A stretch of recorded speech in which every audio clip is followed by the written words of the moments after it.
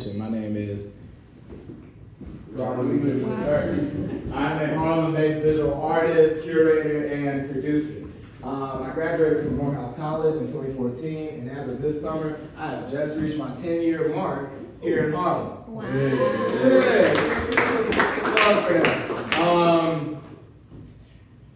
It was not easy for me to get here, nor was it easy for me to stay here. So to be here for 10 years, still working within a Black-owned business, a Black-owned space, on, I know Juneteenth was yesterday, but I'm gonna say it's today. Mm-hmm. On a day like Juneteenth, where we're literally in an art exhibit called Liberation Front. The work that y'all see around y'all begs the question, where are we still trying to get free? There are 4 artists represented: Sage Gallen, Will Porter, Naila Blue, and DeQuane Cherry. So if you all see QR codes around that say Liberation Front, scan them to learn more about the artists and the artwork that's included. But each one of them explores a particular dimension of like all things that we're again fighting against, from drug abuse to sexuality to Black Lives Matter to simply this idea of overconsumption in a capitalist nation, right? So our conversations today are all around the pathways to prosperity. Y'all heard me say earlier, it wasn't easy for me. I came up to New York as a first-generation college student. I didn't have much of a network, and I had to build all those things from scratch. And a part of what I'm doing as a curator, a part of what I do in my personal mission, is to help make sure that that wealth of knowledge gets passed down, so that we don't all feel like we have to learn everything from square one. Otherwise, what's the point, right? So as you hear my little nephew over there crying and my little boss CEO taking care of his brother, y'all are seeing an active, living embodiment of this pathway to prosperity, and folks who have been working on generational wealth, what is it, for 3 or 4 generations at this point. So without further ado, y'all got my introduction. I want to introduce Khalid David and Sharqi Tyler David, 2 wonderful, amazing Black tech startup founders in their own right. I need y'all to hear that. In their own right. But together they help run and manage Tracflo Construction. Sharqi is the founder and lead of ConnectCoLab, a networking organization meant to give intentional connections between people to actually foster those business opportunities, those organic, how would I call it? That actual tribe of folks that you want to be around, that help to inspire you, that help to invest in your businesses, that help put you on with like the rest of the folks that you needed to be with. And I love going to Sharqi's events because I call it, it's like networking convention. It's meant to pull us out of the situation where you're walking around with your business card, you're very stiff, you're here with all the blue suits and white collars, and yeah, it's very hard to understand who people are to even know if you can deal with them. Sharqi is doing that again while helping Khalid David with this construction project management technology platform, Tracflo. Khalid is 3rd generation construction from the island of the St. Kitts. And I love Khalid's story because it's very, at least parallel to mine, in that now I'm a curator, now I get to help like run an art space. I'm the youngest board member of like one of the biggest nonprofits dedicated to arts advocacy in the United States of America, but I am an artist. I toil all night over my canvas. I have all the same like weird eccentricities that I can't show it right now, but y'all see my earring. So you know, I get to be a little bit creative. And again, Khalid's story has always been like super personal to me because he's also a Morehouse brother, but he's been somebody that's been able to see his business from the root, the soil, the seed, now to this larger platform that Khalid and Sharqi just got. I want to say we're somewhere in like the $3 million seed range. And I always love to throw this little highlight out before I let them jump in. One of the biggest fundraising rounds that they had was from Serena Williams and Michael B. Jordan in a startup pitch competition, 2 years ago, where they were able to secure $2 million in seed from the GOAT's venture capital. So once you're blessed by the GOAT, I think that makes you the GOAT, right? Baby GOAT. All right. So without further ado, I'll pass it over to them. Khalid, while she's working with the baby, I'm gonna go grab him. But tell me about yourself. And you know the question I'm gonna ask. You know the question I'm gonna get to, but I'm gonna let you start. Okay. Well, thank you for such a great introduction. It actually means the world to me just to be here with Rob. As some of you may or may not know, I actually have history with Maria too. Those times I was a young entrepreneur with a small construction company, and she created opportunities for me to work at Mist to do a job. And even when I left and finally moved to Harlem, she gave me the opportunity to work on her apartment. And at the end of the apartment, she rented it to me. So it's just a full circle moment to me. I just want to thank you I want to thank you for taking a chance at me when I was on my entrepreneurial journey at that time, because it created space for me.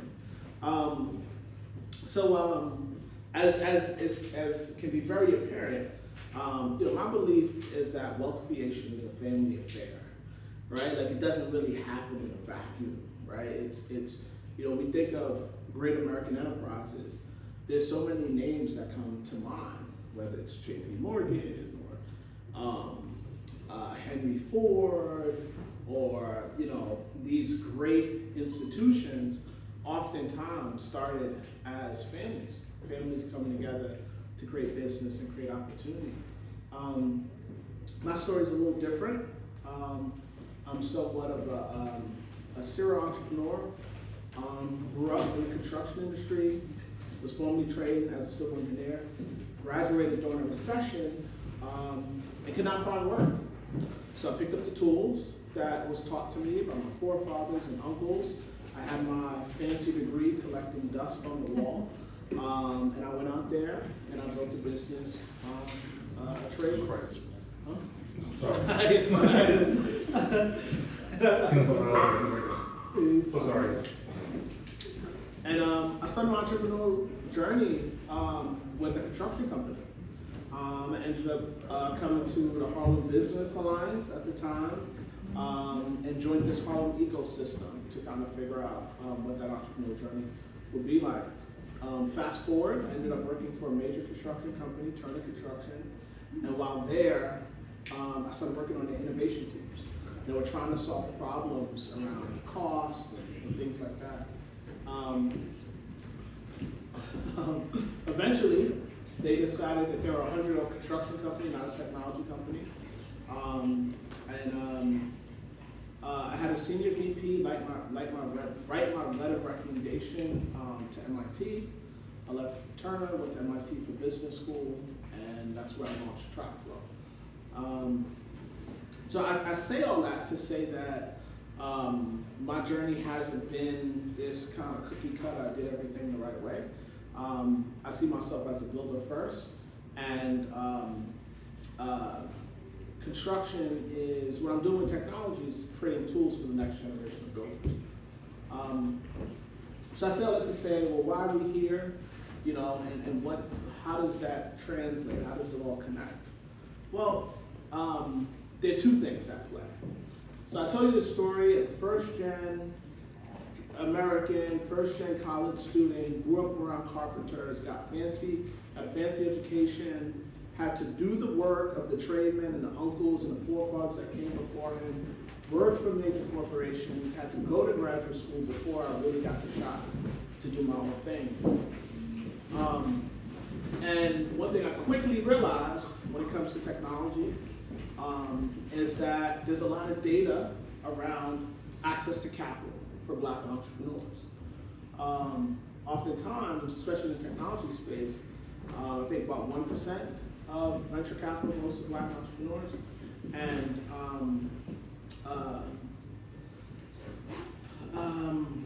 And technology has been one of the greatest wealth creation vehicles of the 20th century.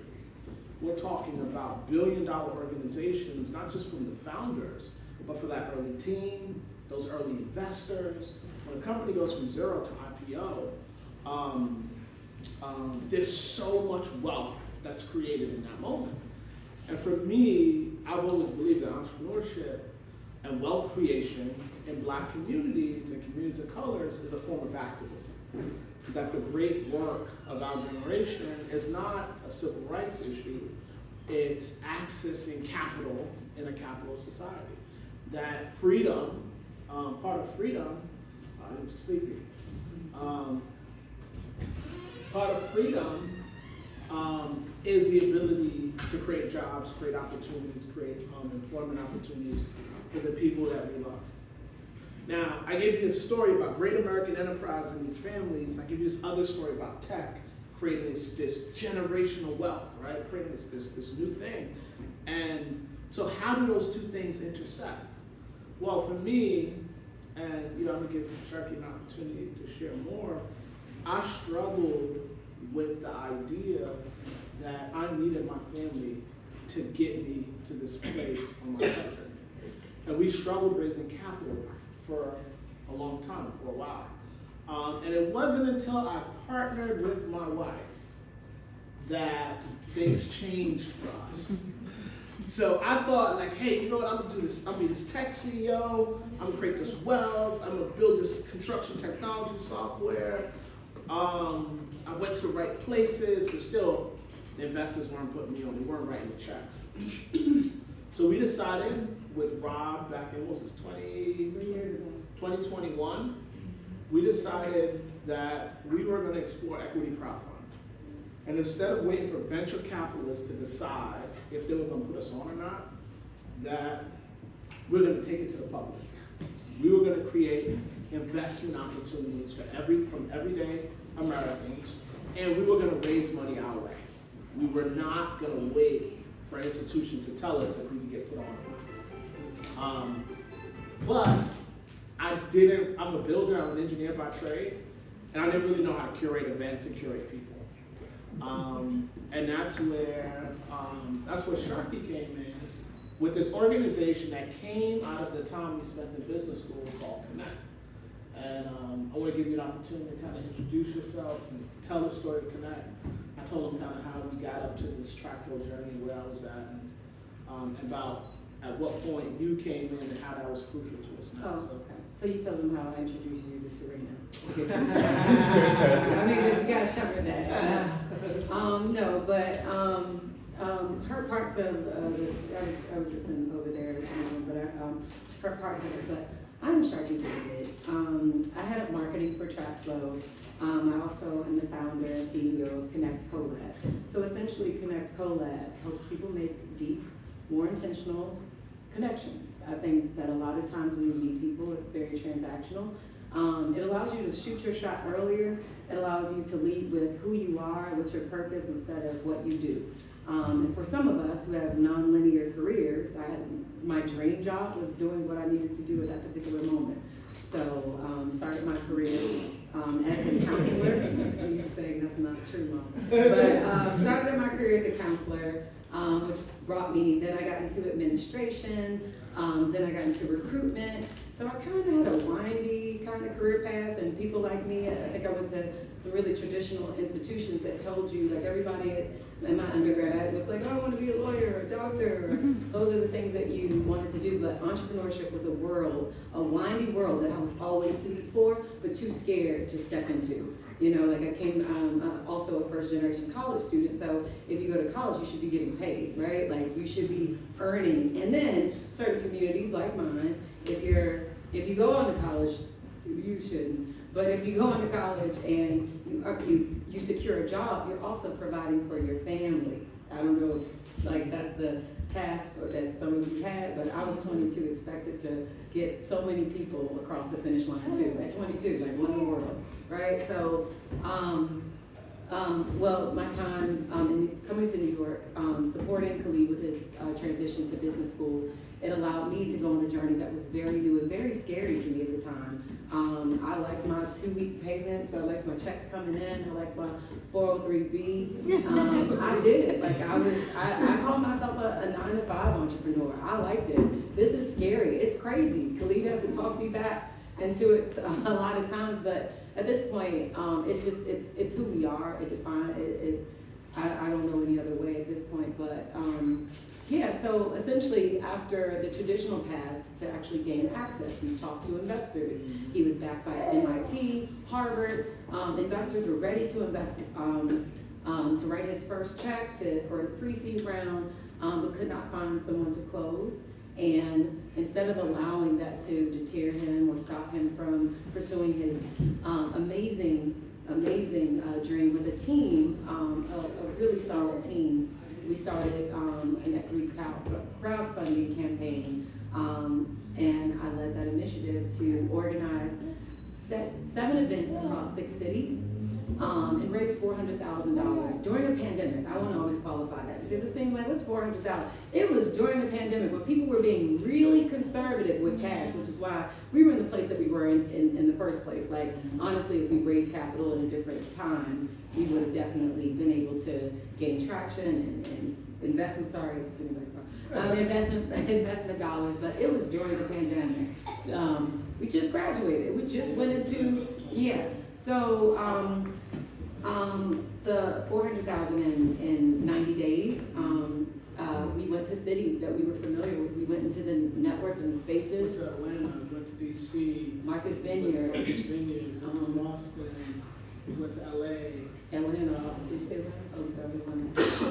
But we went to some spaces that were familiar to us. We went to spaces that allowed for us to just ask and share what we were working on and allowing people to participate and become investors.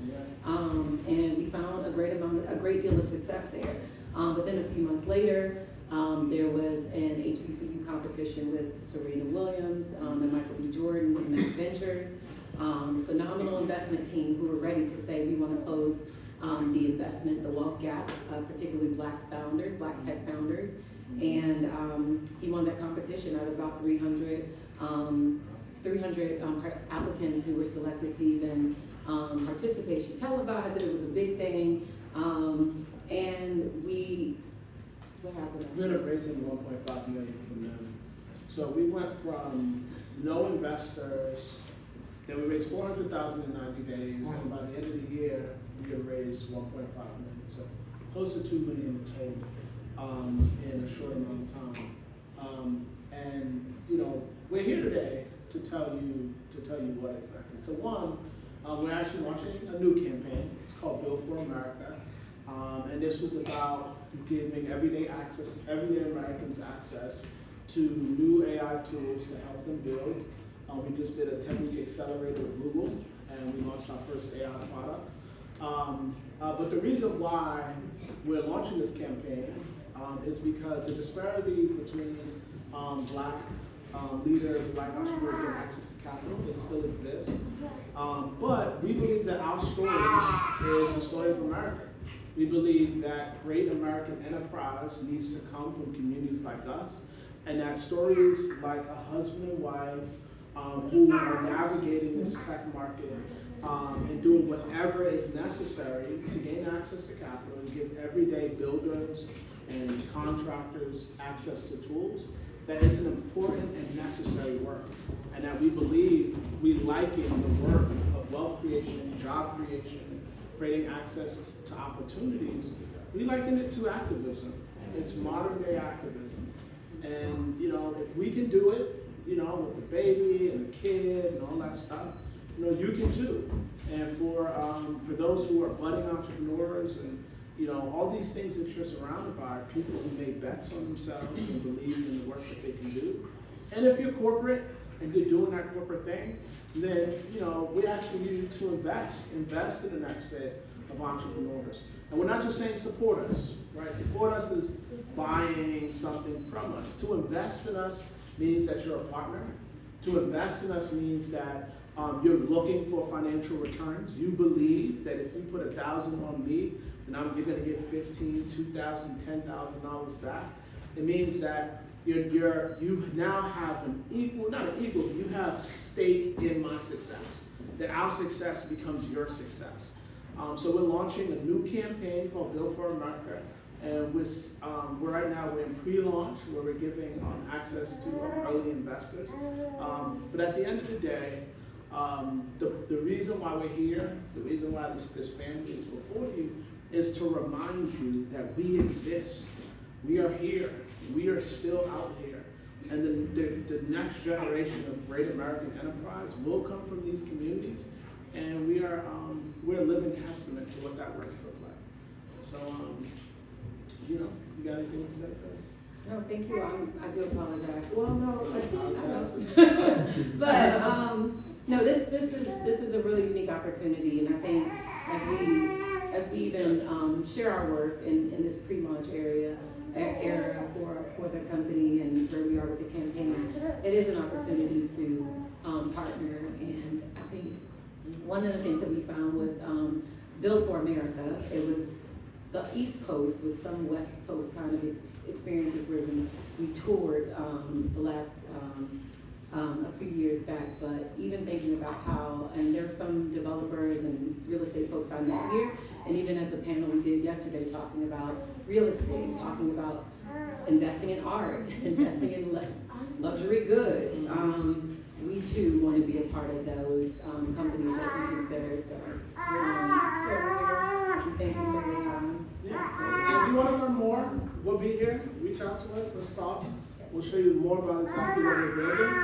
And let's see if there's opportunity for us to create some growth. All right? Before y'all leave, where can we find you? If we want to follow your work today on social media or your personal story, get inspired, where can we find you? So we're on LinkedIn, which has a pretty significant following. I think we will be sharing this. I head of marketing, so it's a lot of trying to capture these moments, but I also have some Connect cards. Great opportunity. My information for Connect is on there, but this is LinkedIn. I think that's where some of our, even day-to-day with some of the events that we're doing in New York, and opportunities to connect beyond this. But Khalid David on LinkedIn, Sharqi David, Sharqi serves on LinkedIn too. And I'm passing out a card, so feel free to.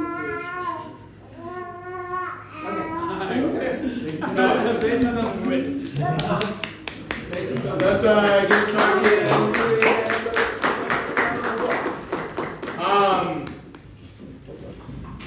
So now that y'all have these cards, I want y'all to take a look at the back, take a look at the front. Y'all remember I said the networking for introverts? If you didn't have a chance to meet some of the interesting people tonight that y'all already wanted to meet, ask some of these questions. You know, I remember Sharqi was the first person that gave me the interrupt the conversation card. So when I walked into a networking situation, I was just like the guy on the soccer field, like the rep, like boom, put on my yellow card and networking experts. We're doing a little bit more than just a traditional art gallery here. So I want y'all to kind of recognize that within the space. It's more than the two-dimensional paintings that y'all see on the wall. It's the actual stories, vignettes, and the creations that we're able to make together. That's why I thought it was important for us to learn about this Build for America campaign. And without further ado, I'm gonna hand it over to Mo so he can introduce us for our Pathways to Prosperity panel discussion powered by Northwestern. Yeah. And I'm gonna invite my panelists to come to the stage. I appreciate it, Robbie. Commercial break is here. How's everybody doing? How we're enjoying? Listen, you invest $1,000 and they'll give you $10,000 back. That's good number. That's good math. Okay, I'm just saying. I learned a lot there. I think there's a big difference between investing and what was he? Oh, supporting and investing. I think that is something that I took away from that. A lot of us are entrepreneurs or have an entrepreneurial friend, or maybe there's something you want to get into. So if you know somebody in this space or you are in this space, invest. Don't support. But without further ado, I'm going to introduce Anthony Williams, Growth and Development Director at our Northwestern Mutual Harlem office, the guy that really came up with this vision about 5 years ago. And now here we are in this room being able to have one of many events in the future. But Anthony, I'll let you cool. Take it from here. Awesome. Thank you for that. That was a good panel. So for those of you that don't know me, my name is Anthony Williams. years. I'm a certified financial planner, director of growth and development with the Northwest Mutual office, and it's really nice to see everyone gathered here today. I've been in the business for about 10 years. I actually started in Chinatown. I was the only African American advisor in an office full of Chinese folks. So I'm Malaysian, I'm part black, part Asian, but I saw my mentor make an impact in his community. I always want to do the same thing for our community. And so roughly about, call it 3 years ago, I partnered with Northwestern Mutual to bring an office to the Harlem community. And the idea was to bring an office or Fortune 90 company to an underserved community to be able to, one, be a pillar in the community just in general, but also to provide financial planning, economic support, but also get more people who look like us into this space. Because I truly do believe in order for us to really make progress as a community, we need to have people who look like us advising us, right? Because I think you can only get advice from people that understand where you're coming from. And so the mission, like Muhammad stated earlier, is to make a $1 trillion impact. And if we unpack that impact goal, is to be able to help out people on their saving strategies, their investment strategies, their estate planning strategies, and have that all equate to $1 trillion. And I'm proud to say that us as an office right now, we're currently sitting at $3 billion worth of impact today. And so we're continuing to grow and make things happen. So as we think about how we're gonna make that happen is one, building community events. And so this is the first of many events this year. Today we're focused on economic empowerment development in the sake of Juneteenth, but the goals have many events throughout the year around health, wellness, fitness, art, so on and so forth to really build that up. And so it's the first of many. And so with that being said, I have my amazing panels here. I'm gonna introduce them one by one. And so I think we have Maria here. She actually owns this art gallery and is a professional real estate and housing business, and I'll go in depth with her bio shortly. We have Jamal Lucas, who's one of the top advisors here at our firm. Then we have Gina Hussey, who's actually an estate planning attorney. So now if you really think about the panel, we have real estate owner, business owner, we have a financial planner, and an estate planning attorney. So now we're not gonna talk about generational wealth, we're gonna talk about how do you actually build it. And I think we need to have a combination of all those factors to be able to make it happen. All right, and so what I'll do is I'm gonna read through everyone's bio and then I'm gonna start asking some questions, all right? So Maria is the founder and president of Madison Consulting Services, the highly successful New York State minority and women-owned business technology consulting company that she launched in 1990 with the focus on helping organizations align their technology strategy with their business objectives. She built a thriving career spanning over 3 years. She received her BA in economics with a minor in mathematics from Syracuse University, and she gained valuable financial project management and resource management expertise during her tenure at Wang Laboratories. This experience is the foundation for her to manage projects with budgets exceeding over $50 million. Industry leaders such as Deutsche Bank, Goldman Sachs, West Deutsche Bank, Columbia University, Marsh & McLennan Insurance, and among others. So that's Maria there. Then we have Jamal Lucas. So Jamal Lucas, he lived the life that I wish I lived. He played professional basketball. So I'm kind of envious of that, but it's cool. But after transition from playing professional basketball, he started his own financial planning practice, partnered with Northwestern Mutual, looking to make an impact, not only to help people personally, but also professionally and financially. And through personalized planning approach, his team creates financial planning analysis, allowing clients to manage their financial plans, making better decisions.